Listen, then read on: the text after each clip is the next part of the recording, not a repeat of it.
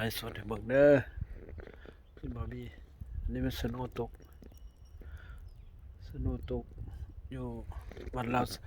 สันติธรรมเมืองฟอร์ตสมิธรัฐอาร์แคนซอว์ถ่ายภาพให้เบิ่งอันนี้กำลังตก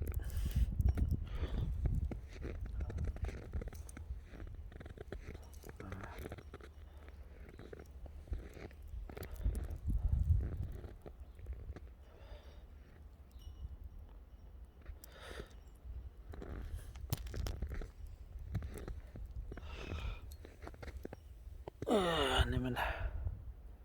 ถ่ายเบิ่งสโนว์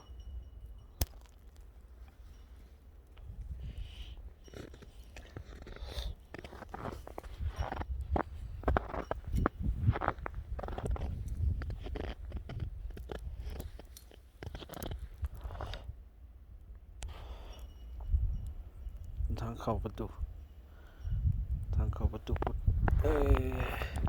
นี่มันรถโอ้หนาว